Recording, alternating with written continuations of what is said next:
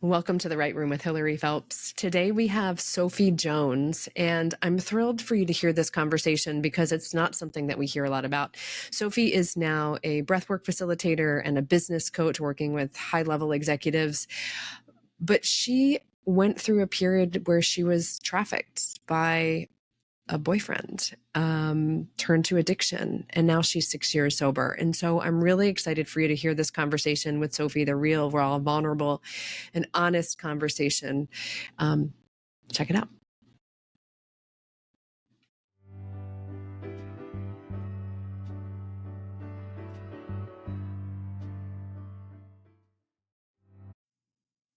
Hello, Sophie Jones. Welcome to the Right Room. We are so excited to have you here today, where we are going to talk about overcoming adversity, finding your voice, the tools you've used, what you're doing now, and I cannot wait to get started. But how are you?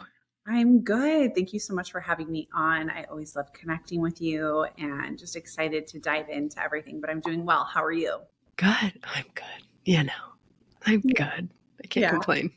It's so funny. I was just talking to someone and she's like, the one thing I do is I don't pretend anymore. And I think you and I have had that one of the conversations when we had a call one time and like, how are you? I'm like, I think I'm good, but I don't know if I am good. Mm-hmm. You know that. It can be a moment by moment sometimes too, right? Yes. And that ability to be like, just honest and be like, you know what? I don't know if I'm doing good right now, but I can say I'm doing well. Just not. Good. I love it. So, on here on the Right Room, you and I are newly acquainted. And what we realized when we had a conversation is that we have a couple of, at our core, we have a lot of things in common, right? We both help people. We're both in recovery. We are both just trying to be the best that we can be. And there are some things that were some, transitions, I was going to mix the word transitions and challenges that you've overcome that I don't have, experience in. And so I'd love to dive into all of those today and hear, what got you to that point of transition, how you navigated the transition, and then how you came out the other side. I know you're a huge advocate for breath work, and I do want to get into that because like you, I think it's such a powerful tool for helping ourselves so that we, first and foremost, and so we can help others. But we're just going to dive in. So okay, well, as you, we're gonna, question, that's like a lot, like where do you want to start? We're going to come in hot. When you look at kind of your life arc, right? You've had a couple of transitions, but what is one of the moments in your life that you have felt the most voiceless? Does that make sense? That you have felt, voiceless and and just powerless. Yeah. So, and people typically want to hear about this when I go on their show, and maybe you do and maybe you don't. But so being a victim of human trafficking in my early 20s, it was so, and learning about it now, being on the other side and advocating, what people don't realize is only 9% of people don't know their trafficker. So we actually think like people are being snatched and sold and trafficked, and it's actually not the truth. Can you repeat that? What is 9? Only 9% of people don't know their trafficker. I'm speechless because I don't know what to say, because you're right. You always hear that, the taken. We'll send you a link of an Instagram live I did with a woman that puts on an event that I spoke at called Fight for Freedom. And she literally lists off all the statistics, and she's educated me. And so some people don't know they're being exploited. Some people do know they're being trafficked, right? But like, it's your boyfriend, it's your mom, it's your person because trafficking comes across a large demographic. So if you are being used and exploited for sex, either through guilt, shame, housing, food, shelter, anything like that. So in my early 20s, I have always had an affinity for a bad boy. And, like, we're both in recovery, so I get that too. Yeah. I saw The Godfather when I was like 10 years old. I was so impressionable, and I was like, this is my life. Like, this is what I'm going to aspire to be. Can I tell you a quick story? Yes. Please. Mine's a little different, but the same in that right before I went to treatment, I was out drinking and doing drugs, and I was sitting next to a dealer, and I was like, he was dealing and I'm like, Yeah. I'm not going to go to treatment. I'm going to marry this guy, like Sure. Casino, like Sharon Stone. No, is it Casino? Sharon Stone Right. Yes, it's in Casino, casino. right? Where she has the fur coats. And I was like, that's going to be my Totally. life now. I'm not going to show up. So, yes, I get that bad boy vibe. Please It's continue. not I love right. that. So what was interesting is my father is a criminal attorney, criminal and family attorney. My parents Okay. divorced too, and my mother was a young mom and a model. And so what was mirrored to me was what's important is power. What's important is looks. What's important is status. So it was and experiences. So like Sharon Stone. Like I want to have experience. I'm still like that to this day. It's just with different characters, right? And it's like usually in like a healing environment or a great dinner, but yeah, experiences are still as enriching, just not as dangerous. But yeah, so I had dated a lot of big time drug dealers from when I was very young, and the story goes, I moved to Portland, Oregon with actually a guy that was somewhat normal and owned a snowboarding business. I would always kind of vacillate between the two. So, whether you were successful, whatever you were doing, you were successful. And we broke up, and I didn't know at the time. Actually, Houston is now the epicenter for trafficking because of the ports that we have. We're the number one in the country. But at the time, Portland, Oregon was, because it also has a port, is a massive hub for young women being exploited and trafficked. And I was partying a ton. I've been in recovery for 6 years, almost 6 years, but and I broke up with this gentleman, and I was like, oh, I know what I'll do. I'll just go find a big scary drug dealer because that makes so much sense. It You makes know? sense to me. Yeah. Yeah, totally. And I started going in neighborhoods, and I just had no fear too. Like, and that's been a blessing and a curse that's helped me in business. But that fear, it could have served me well in other areas. So I was just going in places that I shouldn't have been going, and I just didn't realize that, you know, I always tell people, if you think that you are the big bad prey, there is always someone bigger and badder. And when you get met with that, I mean, hopefully you take the lesson. But so I met a gentleman, and his name is Jermaine, and he had been doing this for almost a decade. And he had just moved back from Las Vegas, and just the stars would align that we would meet out at a bar. And that same week, I got a DUI. I lost my job, and I was getting evicted. And if you know anything about being groomed, like they come in as the savior. That's why a lot of women that come from really hard circumstances go into that life, because it's like a family. It's like this whole kind of ecosystem. It fills a hole. Like they're looking for something. Yeah. And And it's like, when you're being groomed into that life, it's like there were beautiful women coming around me that had huge diamonds and lots of jewelry, like, kind of out of a movie. You're yeah, going, and there was cool lowrider cars, and you're just like, okay, pivot, rap video. You know what I mean? this is Like, my dream. Yeah. Yes. yeah. And just so much delusion. Again, I think I've always fantasized and been a visionary and really Yeah. acted on it. And when you can get that all going in the right direction, the impact that you can have, right? But at that time, it took me about 3 weeks. Moved in with him. He's like, I'll take care of you. I'm your boyfriend, this, that, and the other. And once I finally agreed to doing it, and I'm being told it's the oldest profession in the world, and this, that, and the other, and I'd already been in the underworld, so it was kind of like, okay, wasn't like the biggest shell shock. And the very next day I woke up, and he's like, we're going to New York. And he had my ID, and we left. And so that's like one key trait of being trafficked is Mm. they take you away. So if you were to want to escape, you couldn't, because there's no one around to help you. Wow. So fast forward, I was in that life for 6 months. He almost beat me to death. I ran home with nothing, got on an airplane, and it's a whole other crazy story for another podcast. And I would tell you that I never, ever, ever thought, like when we say powerless and not having a voice, because I came out of the womb, like our parents raised two very strong Yeah. daughters, like, super strong. Like I was going to take you to court at like in fourth grade. You know what I mean? Like, I like would get teachers in trouble and be like, okay, checkpoint. Like I just always had this You had a sense, voice. You a advocated for yourself. yeah. And I had a learning disability, and I moved in with my dad when I was 8. My mom was a model. She was an alcoholic. So I was like this kind of like where the wild things are, like this like Max. Yeah. and I moved into like this all just super white Stepford's wives Mormon environment. Little girls weren't allowed to play with me because there wasn't a mom at my house. It was like all of this stuff had, so I like doubled down on the bad boys, you know what I mean? Like the bad kids in the Yeah. neighborhood. I can see so clearly. But that gentleman and going through that experience and dealing with abuse from a man and realizing I don't have a voice. Yeah. Like, and I'm going to probably end up in the desert. It was such a, What was that wake up moment? What was that? yeah, it happens. So, so as you know, I believe in God. And even before that, I believed in God, but you've been watching my journey. Yeah. And I just think when it's your time, God will always intervene. And I really, truly believe that.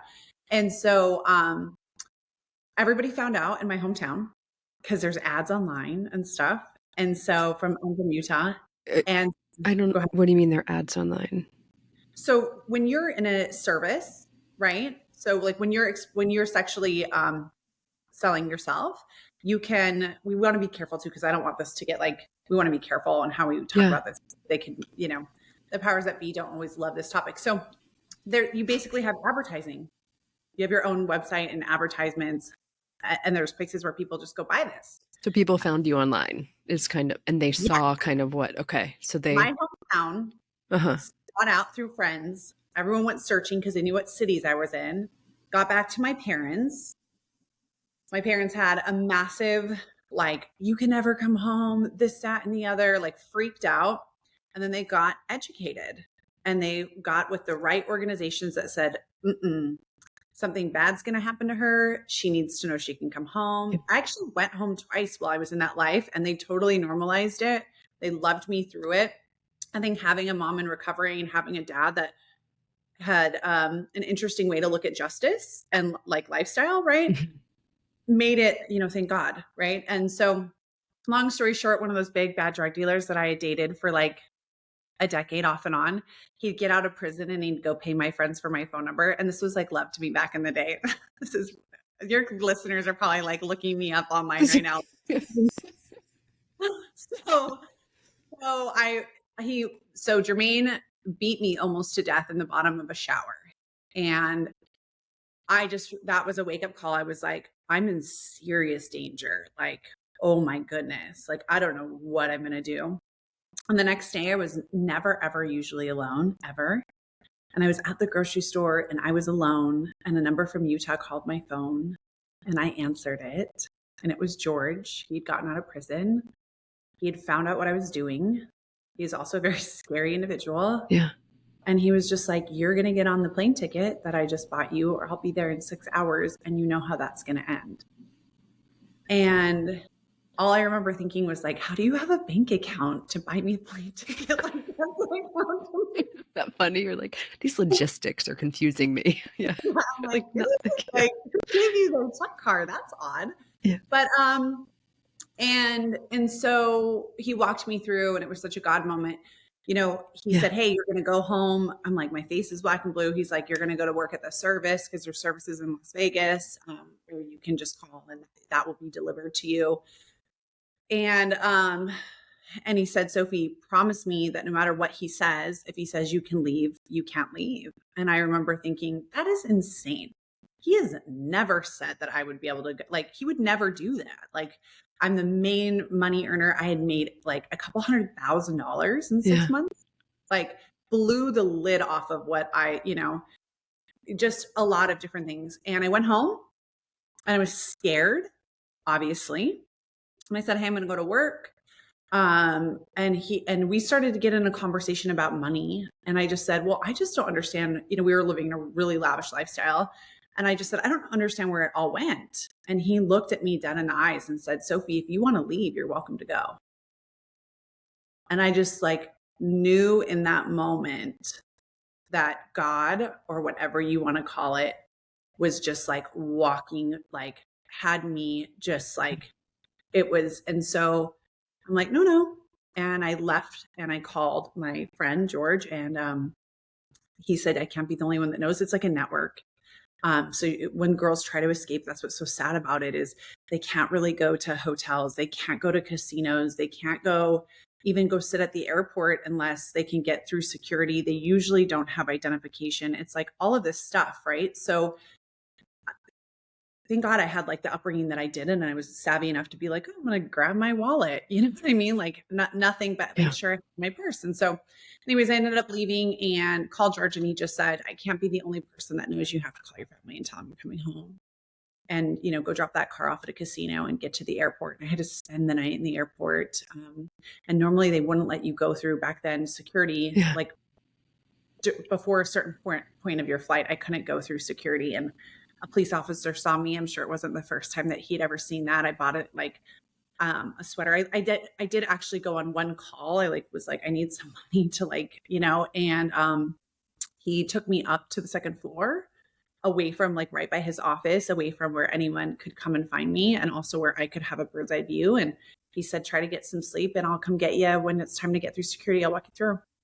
And I came home, and I know, right? It's like the power of like God, universe, source, whatever, you know, because different people have different names and beliefs for things. Yeah. But like when that is put into your life for a purpose and a reason, there's no other way to look at it, I think. Totally. I have to move us, but I'm still listening. Sorry. Yeah. Like, then to say like divine intervention, right? divine Because intervention. Yeah. you could have gotten a police officer that was having a bad day or didn't care, or, you know, and I just could have not got that phone call. Yeah.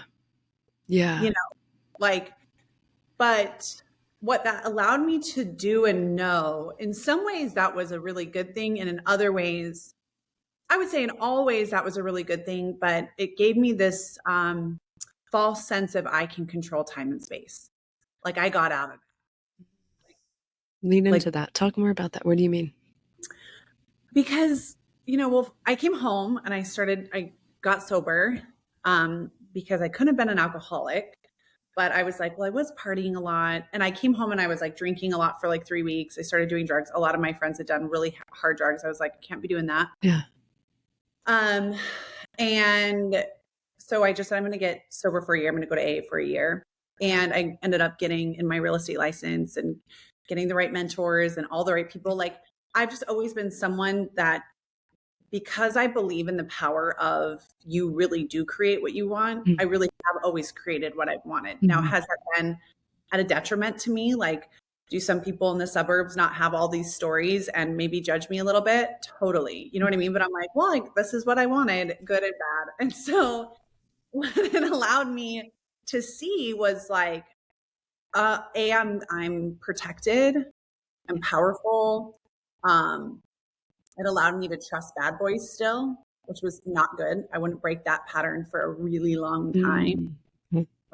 So it was weird because it was like, okay, and actually when I moved home, I contacted a really good friend of mine that was very affluent, and he didn't make his money in snowboarding, but he used to be a professional snowboarder. And I was like, hey, I want to open up my own escort service in Utah. And I didn't know he knew everything about my past. I was like, well, you fund it. And he was like, I will consider it if you follow my guidance. It was like 3 or 6 months. And he said, and you have to do what I say. And I was like, so willing. And he had me start reading like personal development books, like Rich Dad, Poor Dad, and all sorts of stuff, Think and Grow Rich. And it just molded me into like, oh, I can create anything. I can make a lot of money. I can, you know what I mean? So a lot of those ideals that I was chasing in that lifestyle and my ego, like that transferred over into now I can go do this in business. Yeah. Right? Does that make sense? Yeah, 100%. There's another way, right? There's always different paths to, you know, the same solution or the same goal or whatever it is. And he introduced you to kind of a different path or a different way to get kind of what it was that you were looking for. Yeah. Right. In the previous life. And that's incredible too. That's like a God dropping somebody in your life always does. I mean, even how you came into my life. It's like, I know. I don't believe in coincidence. I'm like, there are no coincidences. I just like laugh. I tell people what goes on in my life on a regular basis, and they're like, that's not normal. And I'm like, but it is if you are, you know what I mean? Like, living wide open, but also learning. I've had to learn boundaries. I've had to learn how to love myself. I've had to Yes. learn that there's a difference between chasing adrenaline and creating a life that has stability and excitement. Yes. When something you said, you and I had a conversation recently, and I'm going to keep that conversation between us. But basically, what we were saying was, um, I, I was sharing something, and you shared something with me, and I was like, I love that you were so honest about that. Thank you. And then that allowed me to open up and kind of share a little bit more, authentically about you, because there's that fear of, if I really tell you everything, then you might not like me or you might judge me. And I think that what I found most beautiful about women that own their stuff is that they are more accepting and loving and embrace other women who also have stuff, and we all do, so much more easily. I mean, it's like, because I've owned my stuff and I Mm. claim my stuff, and this is my stuff, and you have your stuff, and that's okay too. But I'm going to hook my stuff. You hold your stuff. Your stuff doesn't bother me and my stuff, but I love you for acknowledging that you have stuff too. Yeah, I mean, totally. It took me also from leaving that lifestyle, mhm. getting a business coach and recreating and buying in on, like, oh, I can really create anything I wanted. And being in real estate in Utah and then North Carolina and then rural Texas and then coming down here, I wouldn't actually share that trafficking story. You had to have known me for well over a decade. So I didn't own, Mm, it took a lot before I actually like owned my stuff. okay. Because I would leave Utah and I just, the people I like, and I still look up to people like this in some regard, like the Billions guy or like, Wolf of Wall Street, like the people that you're just like, oh my God, they're such a psychopath that they're actually going to do it. You know what I mean? They're Like, crazy enough to make their dreams happen. Yeah. yeah, know people like that, Yeah. right? Yeah. Yeah. And Mm. then there's also like that other side where you're like, but they're a psychopath, At what cost? Yeah. Yeah. And I was so much that. And at 32, I finally came to a head where I was like, okay, I've spent a doctorate over 6 figures in business coaching. Hmm. I am so good at sales. Because I wasn't like the real estate agent that sat in open houses. I learned how to call for sell by owners and expireds. Like I was like, you could put me in any sales job. Hmm. I would just excel at that because that's how I was taught. And, just refine some certain skills so I would always be okay. And what turned out is it was like I was bad and bougie. I was at every happy hour until it was like, oh, I was getting kicked out of happy hours and I wasn't so bad and bougie. I was overweight and suicidal. And my boyfriend, right before I got sober, I tell this story when people ask me to share my story. He was in the cartel, not the first guy that I had dated. So here we go again, right? Like pattern, pattern, pattern, pattern, success, pattern. And he was in the cartel. He trafficked drugs. He'd gone to prison for 25 years, like insane, dangerous human being. And when I met him, I was like, oh, love of my life. You're going to save me. Thank you. Yeah. What is it? So what is it? What is the characteristic, or what is the draw Oh, to these I've bad like boys? killed a lot of this because now when I'm around it, I'm like, absolutely not. It's like a verb Like, magnet repelling instead of the attracting.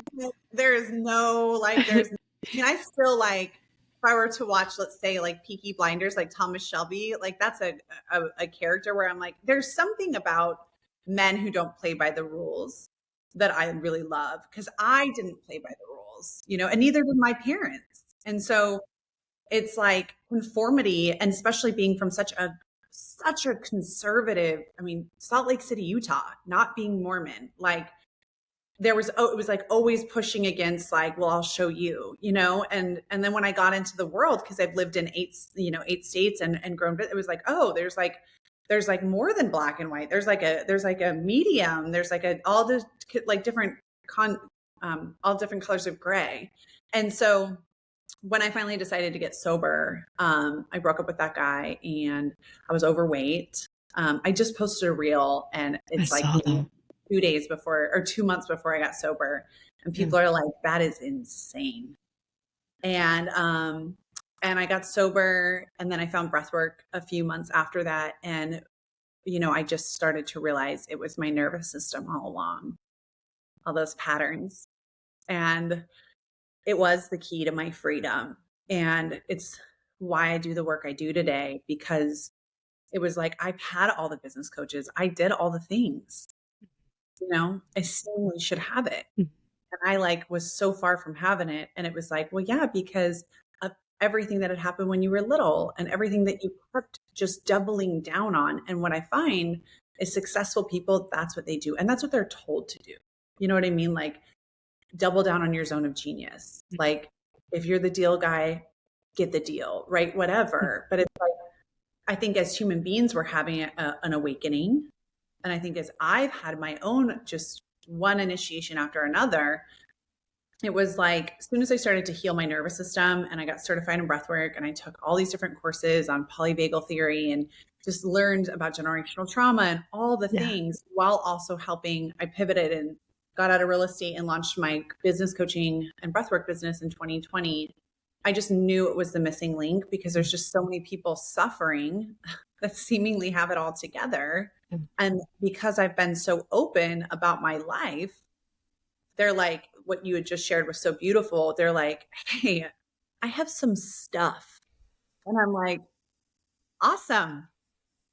Do you want to talk about it, Yeah. or what do you want to do with it? And, and that's beautiful, because most people in that world, but it comes at a price. And I think you have experienced Yeah. this too. And so I want to touch on this and ask you a question. It's like, what I've had to also own in owning my stuff is owning the judgment. Yeah. And that's what I was so afraid of. Yes. And that's hard. It's I hard. had a moment the other night when, someone said something that was directed at me, right? Yeah. And I was like, but if everybody knew my side of the story, you would like me. It would be okay. Just let me explain, right? And to your point, because like you, I do a lot of nervous system regulation work, a lot of somatic experiencing, a lot of somatic recognition, a lot of breath work, right? Because someone said to me, you can do all the work you want. You can do the yoga, you can do the meditation, you can do the mindfulness, you can do the exercise, you can eat right. But if you don't give all of that work a place to land, AKA a regulated nervous system, it's just going to stick for a minute and it's going to bounce right off. It's going Yeah. to, right. And so in that moment, yoga is going to help you on the mat, but long term, it's not, because your nervous system is so it's just not regulated and out of whack. And so I had to walk through that process of, okay, let me regulate my nervous system. Okay, do I believe it? No. Okay, what's the audience? Who's saying it? You know what I mean? But that takes work. And I think a lot of people don't want to do that work. They're like, I just want to get angry at somebody, or I want to judge them, or I want to XYZ. Easier. It's It's easier. Yes. easier. And it's so unfortunate, because I heard this amazing quote, and it was, the tallest trees have the deepest roots, which means they know the most darkness. Yes. And that's something I really pride myself on. My spirit can be a little confronting. There are people, you'll meet me in person one day and you'll be like, oh, I get it, I love that. And it's not, I've always been that way, Yeah. when there's, I expect you to be honest. Yeah. And because I'm going to be honest. Mm-hmm. And when I'm not being honest, I'm willing to have somebody at least hold me that and go, well, what were your intentions?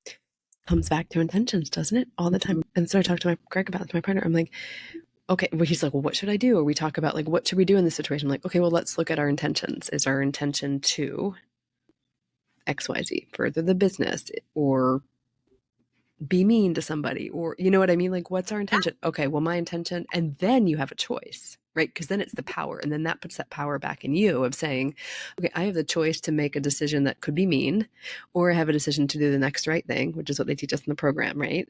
And I have a choice, and then I own that choice, versus coming from dysregulated anger, judgment, right? And actually, one that totally advocates, if you need to tell someone to get fucked, do it.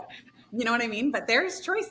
If you're somebody, I think that's also why people are drawn to me, because I never, ever, ever, ever tried to convince someone out of their behavior. Yeah. Like, you're not going to come around me and get shamed. I'm like, okay, awesome. So what I hear you saying is you're getting your needs met through maybe something that people would frown upon. And Yeah. that's okay. Yeah. Like, there's millions of people doing this, Yeah. but like, let's get curious about what those needs are. Yes. And when you maybe stopped getting those met, and what Mhm. does it feel like in your body with another safe human being? How would it feel? And so that's where that somatic experience and breathwork comes in.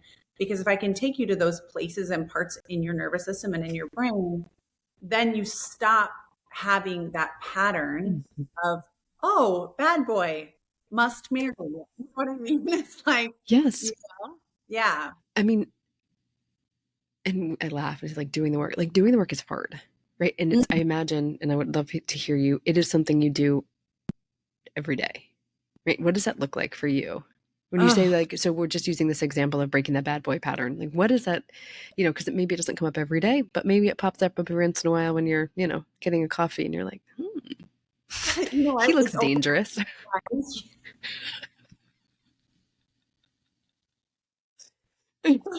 Oh my gosh, I was laughing because like on the internet when there was like starter kits and it's like all these like little things. Did you see these? They were like memes and it would be like maybe like my cheerleading start like my 80s cheerleading starter Oh kit. It'd be no, like, I haven't oh my seen this. God. I was just always like, if I could do like my 15-year-old boyfriend starter kit, he'd be like prison tattoos, Hispanic guy with like a wife beater, like low rider. You know what I mean? Like what? And I just elevated into like towards the end there, they were selling private jets and trafficking. You know what I mean? It was just a Yeah. different world. Yeah. That doesn't actually take work. I think I've had a spiritual experience. Okay. So let's talk about that because sometimes things take work and sometimes they don't. Sometimes it's just time. And I like to let people know that Yeah. because I did a live about this today. Like sometimes we're climbing the mountain and we just trudge, and I will explain what that work looks like. And then sometimes we wake up and it's gone. But do you think that gone moment comes through trudging and doing Oh, the work? 100%. Yeah. So I think that's because I Yeah. think a lot of people, or at least I was one of those people that's like, I want to just flip the switch and have it be gone.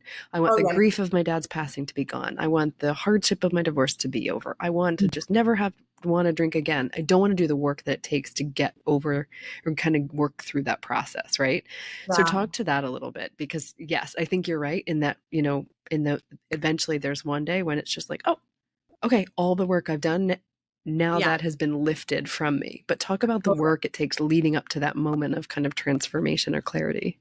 Yeah. So what I do now and today is I do a lot of journaling. I do Mm, breath work. I do tapping. that makes sense. Um, I have to like have really kind conversations with myself. We call I them red flags, green flags in our house. Yeah. Yeah, I'm Is not that a hard. green flag or a red flag? Yeah. And so, hey, it's okay that this is hard. Yeah. You've been through a lot. I've done inner child healing. Like I have two pictures of little baby Sophie. I didn't actually, my mom passed away from pancreatic cancer the first week of February. And I had never seen a picture of my mom holding me as a baby until she Mm. passed away. What was that like? Painful. Mm. Like, of course you were this hyper independent. My mom wasn't around. We lived with our grandparents. I mean, when we Mm. learn about attachment theory and all of that, you know what I mean? The more you learn, the more You're you're like, like, ah, I had all those problems, now it makes sense. Yeah. but I think, so yeah, so journaling, I would say is a big one. That's probably my least favorite. What about Doing, journaling? It's not your, what don't you like about that process? just feels long. Feels like, ugh, Mm. I don't want to. It's like, I'm not very feeling oriented with myself. With other people, I can do everyone else's feelings. But like What with do you myself, mean? Oh, I here really, I go. I'm like, dive into that, yeah, Sophie. Tell me I'm like, more about that. have to deal with this, and I'm like, okay, well, Your protector. Is that your yeah, protector mode? yeah. And it comes across as it's a nuisance, it's like a drag. So, Okay. so slowing down, journaling, Mhm. kindly doing breath work. I have like a pre-recorded breathwork library. So I can do 3 minutes, 5 minutes, 10 minutes, 20 minutes, 30 minutes. It doesn't have to be. Um, I've just started doing some more tapping, but also just telling myself a lot. You are safe. Mm. Like, it's okay to slow down. It's okay to come home to yourself. It's okay to make mistakes. Because for so long, I was trying to overachieve my trauma by being this very type A person. And that when that stopped working, it's like that identity is more dangerous than anything else to me. Mm-hmm. It keeps me scared. It keeps me in survival mode. It keeps me dysregulated. And Mm-hmm. so I really have to nurture my inner me because when I'm nurtured and I'm regulated, I'm naturally ambitious. I'm naturally going to accomplish my goals. Like Yeah, that's just who I it's am. flow. So, Mm-hmm. yeah. I find that too, like that external safety and boundaries versus the internal safety and boundaries. And usually when it's chaotic on the outside for me, it's when I'm ignoring my inner boundaries or like I'm not calm on the inside, right? And what I mean by that is I've noticed I get like a resentment towards somebody if I'm not holding my own inner boundaries with them. Yeah. Does that make, and then Boundaries are hard. boundaries are hard, Boundaries are hard especially, because yeah. go Talk ahead. about those. Talk about boundaries, Sophie. What were you going to say? Especially what? Especially as an addict or an alcoholic, because I was a people pleaser, which I learned in rehab was just, they told me, I was like, I'm a people pleaser. I'm a people pleaser. And they're like, you're a master manipulator. I'm like, oh no, you misunderstood me. I said I was a people pleaser. I'm trained. And they said, yeah. And they're like, well, you're manipulating other people's feelings to get what you want. That sounds like a manipulator. And I'm like, that's so mean. How dare you? Yeah. That's so mean. But, you know, because I was so used to being a chameleon whenever I used drugs or alcohol to be whatever somebody else wanted me to be. When I got sober, those boundaries are really hard. One, because I didn't know what I liked, who I was, what I stood for, my self-worth, my inner voice. I knew none of that. And so that work has taken a lot of time because I feel like the boundaries are just kind of a flimsy, like, I don't know, bungee Not done. cord They're just without, like, yeah, we're like, I thought about a boundary. Like it's no. just doesn't Yeah. work. Yeah. I agree. It took me a long time. I think probably the last 18 months, I've really come through and I'm coming through that where it's like, okay. And it's just been through pain. You know, I went through a divorce. I got in a relationship when I was 1 day sober, Oh, you know, I mean, yeah, because whatever. We're they're both gonna doing they're gonna a fix us, right? Like I'll feel, he had it's a lot not of me. really fun like hobbies. He seemed very safe. It was like, Uh, oh, you like to hunt and fish and do all this stuff, and let's move out of Texas. I love that. Let's go to Montana. And this see, is my that's what I night. This is felt what like. I've always asked for. Yeah, I'm like, okay, next adventure. But what I've really learned through this 18 months is sometimes, and this is why I, in the like towards the end of that marriage, I got really serious about learning about polyvagal theory. I went through a 12-week program and started to learn in depth some different concepts and safety. And what I learned and going through outside help and therapy, and as this marriage was starting to really, break down, it was because I started to assert boundaries and I started to know who I was. And I was like a few years into recovery. I was probably like 3 years in, and all that work that I had done up until that point in personal development and therapy was all of a sudden it was like there. And it was like, there was no confronting. And so going to this man repeatedly asserting boundaries. And my ex-husband was like 6'6", big guy, used to play water polo, like lots of energy. I mean, just like being around him, my nervous system was like, oh my gosh. And in that it What was do you like, mean? Hold on. Go back for a second. When you say it was like, oh my gosh, good, calm, oh my gosh, dysregulated, nervous. dysregulated. Like I felt like, I tell Warren, that was his name, and he's not a bad guy. He's Yeah. just not my guy. I'd be like, you suck the oxygen out of the room. Like you could feel him coming from like what felt like a mile away. Can I stop you there for a second? Can you lean into this? Because I think this is something really important for women, because I know exactly that feeling you're talking about. Yeah. Tell me if this is what you're thinking too. Like I, it's almost like heightened. You're like, okay, I'm happy. But the inside, it's like frenetic pinballs bouncing all around, just trying to like stay. Yeah. Is that how you felt when you say that? Because I didn't think anything was wrong with that until I realized it was, right? And so can you talk, as someone that's done polyvagal theory and breath work and all of those things, can you talk about what is happening in our system when that's happening and how to recognize it? Because I lived in that state for so long, I didn't recognize it that it was not healthy. I was going to say bad. I don't want to say bad, but that it wasn't ideal. I just thought Yeah. I was just anxious. I thought it was anxiety. And it wasn't me. It was me, but Yeah. there was a contributing factors. I'm actually thinking I had a discovery call with a woman that was like, she's like, I just could never relax around my husband. I didn't know what was going on. Like, and I was like, oh, interesting. And Eggshells. how long were you married? She's like, oh, 12 years. I'm like, okay. So you fried your nervous system for 12 years. So what that is, first of all, is we are taught in society that we are to show up and play a role. And so, Mm-hmm. and that's okay. I'm actually very traditional in a lot of ways. Mm-hmm. And so I don't mind some of these roles, and wherever you stand with it, I totally honor you in that. But it in how a lot of us were brought is that we play the role and then we don't actually assert our voice. And a lot of people who were also brought up in this generation and demographic were mirrored that their parents, when they were to when their mom brought something to dad would be explosive, dad would be loud, dad would not hear, right? So we're always just kind of mirroring either, and we see it in TV, we see it in movies. It's not like it's just has to be where you were raised, right? It's like these are the dynamics in which the American society has been modeled to us. And so we are to look good, we are to be of service, we're to be on performance, because we also don't really know who we are and we don't know what safety feels like in our body. And so this is why, man or woman, this is why, achieving feels so good, because it gives you a sense of identity. So if you're going to be the best wife or best swimmer, best business person, right? But what that actually is that's you being in hypervigilance, right?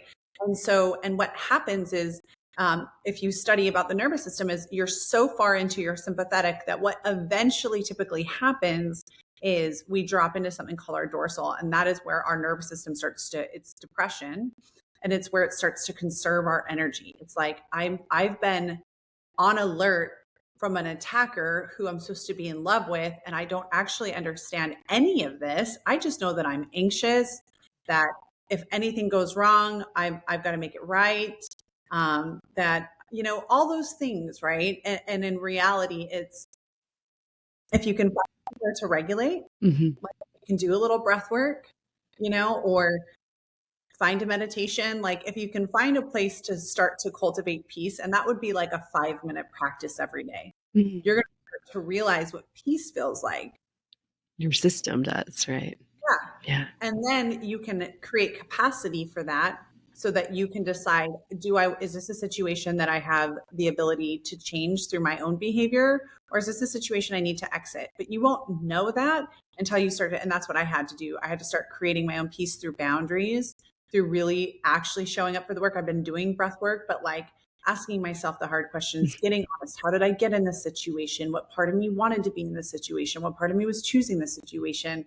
All of that Heart's stuff. work. Yeah, all that work. Yeah. There's something you said, and oh, it's also time, right? Like I imagine when you were talking about kind of that going from sympathetic nervous system down to the dorsal, like it's kind of like a slow, gradual time, I imagine. So over time, it's like you're at the bottom and you look and you're like, how did I get here? Totally. I love this. So We like, should have we should have a traveling talk show and just give seminars, or a traveling, like we should just I love fill that. of Okay. women. Like, yeah. Let's offline this. I love that idea. You know what I mean? Just come in and be like, we're going to talk, Okay. really talk. We're going to get raw. Yeah. About.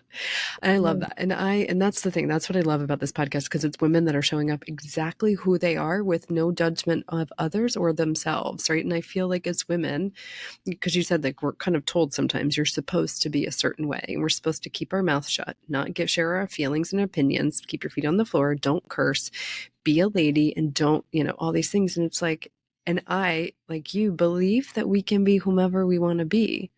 If I want to not shave my armpits, awesome. If you want to not do that, it doesn't bother me any, And so, but I think we've gotten in this space where it's like, if you're different than me, you don't like me and I don't like you, so we can't be friends. And it's like, that's not how I Yeah. feel about you, but you know what I mean? Like in society. And it's like this place where it's like, if we can just see people as they are and then decide whether or not we want them in our lives, great. But we don't have to put somebody else down in order to get there or make it. It doesn't do anything for us. But um, I would love to. I could talk to you again. I'm going to have you come back because I want to talk more about recovery and breath work. But a couple things I want to do. I want you to share three of the best tools or tips or quote or something. So when you were really struggling, what are three things that were really meaningful to you, that can help women that are listening to this, that are struggling in whatever season of life they're in or whatever challenge is happening? I love the concept of be the hero of your own story. Maybe that's, I love but that. when you're going through something hard, how, if we look back and we tell the story of that season, how do you want it to be told? Mm, Like, because I've come through some hard seasons recently, and it's like, do you want it to be told that you gave up, that you didn't keep going, that you weren't courageous? mhm, No, you want to be the hero. Nobody likes the story. Nobody even invests in the story that was like, it was always easy. It's like, so when you're going through something hard, or when I'm going through something hard, I think, I'm going to look back and this is going to be an incredible story. And I live for that. Like, people are like, you should write a book. I'm like, honey, I'm only halfway through my life. Another, totally. Another thing is finding ways to allow yourself to feel free. And so in the beginning, when I didn't understand what was going on with my nervous system, I would take long drives. And I grew up in the car with my parents doing that and listening to music because it made me feel free. And I spoke about that in my mom's eulogy. And so finding ways to feel free, whether that's a dance class, whether that's like a random coffee, like I make my coaching clients go do little things that kind of get them out of their everyday and remind them that like the simple pleasures of life are really what we're here for. And like we have the freedom to experience that at any time. So like go do that, I love right? Whether it's a playful. long Sunday Mm, drive, put on the music that you love the most, and just remember like life is fucking great, even if it's not, mm, like mhm, here we are. And then the last thing I would say is just for me personally, always be a seeker and always be willing to grow. mm, Growth, it's more painful when you choose not to do it. Like some part of me judges people that, let's say, live in the suburbs and have the white Suburban and the white picket fence. And I joke about that and have a son and daughter. And maybe that's because I was never accepted by those people when I was a little girl. And maybe they are growing in their own way. But I don't know because I'm not in that society. I'm not of that life. But what I do know is if you stop growing, if you stop seeking, and if you stop remaining curious about people around you and about yourself, you as a human being, your soul will start to dim. mm, People often meet me and they're like, you are like glowing. mm, What is mm. like? They're like, you're like, and I'm Yeah. like, well, I'm just walking through life, eyes wide open. Yeah. And I think if you can do those things right, like be the hero, find some joy, and stay committed to seeking and growth, you're going to be more than great. You're going to be one of the people that we look up to and go, wow, she really did it. Whatever that was. I love that. I love this conversation. I love you. And Oh, I finally, miss. tell us a little bit about your work, what you're doing, where people can find you. Yeah. So I'm launching the most exciting membership on the internet. Yeah. I cannot wait. And so it's called the Becoming Membership. Yeah. And it's 2 breathwork calls with me in a group environment every month, and then a live Q&A call with me. That launches on the 21st. And so you've heard us talk about a lot of these tools. Mhm. This is the place where you get to actually have these tools in real time, but you'll also have a library of tools and courses. It's a place of like-minded community. So if you heard my vibe and you're like, oh yeah, like high achievers, you know what I mean? Driven, creative people that want to actually optimize and get better, but heal and understand who they are, then, join me in the Becoming Journey. That's $97 per month, and it's a 6-month minimum. So it's going to be amazing. And you can find me on Instagram is usually where I'm hanging out most at _Sophie.Jones. And just go to Hilary, look up her friend, Sophie. And That's right. that's the easiest way to do it. I have blonde hair. You can't miss You me. can't miss it. Yeah. I love that. And Sophie, what's your website? Sophie Jones, SC for sacredcoaching.com. I love that. Awesome, my friend. Oh, I Thank love you. you. I love you. Thank I you don't think I love you anymore. so Wait until we go on a live tour together. No, We're it's like, spin- well, just the beaming will be coming out. They're like, these look like they've been plugged into a light socket. We're like, yeah. We love that. I love that. Maybe We're we'll like, start the first one in Cabo. I love Okay. Well, and so it is. So, Well, Sophie, thank you so much for being here. sounds And good. I can't wait to talk to you soon.